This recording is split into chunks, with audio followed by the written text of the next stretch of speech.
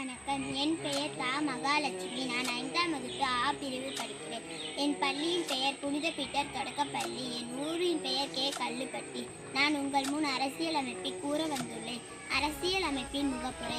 அரசியல் என்பது ஒரு நாட்டின் ஆட்சியையும் மக்களின் நலனையும் சார்ந்த மிக முக்கியமான துறைகளாகும். மனித சமூகங்கள் உருவான காலத்திலிருந்து ஒழுங்கும் நீதி நிலப்பும் வகையில் ஒரு ஆட்சி அமைப்பு தேவைப்பட்டு வந்தது. அதனால் தான் அரசியலமைப்பு எனப்படும் அமைப்பு உருவானது. அரசியலமைப்பு என்பது ஒரு நாடு எவ்வாறாக ஆளப்படுகிறது, யார் ஆட்சி செய்கிறார்கள், மக்களின் உரிமைகளை எவ்வாறாக பாதுகாக்கப்படுகிறது என்பதை கூறும் ஒரு அமைப்பாகும். இது அரசின் செயல்பாட்டாகவும் மக்களின் நலனுக்கும் வழிகாட்டாக உள்ளது. ஒவ்வொரு நாட்டுக்கும் தனித்துவமான அரசியலமைப்பு உள்ளது. இந்திய ஜனநாயகம் நடக்கும். ஜனநாயகம் என்ற மக்கள் தான் ஆட்சி மூலம் ஆதார் என்பதாகும். மக்கள் தான் வாக்குரிமை மூலம் தங்கள் தலைவர்களை தேர்ந்தெடுத்து வழியாக நாட்டை ஆள்கிறார்கள்.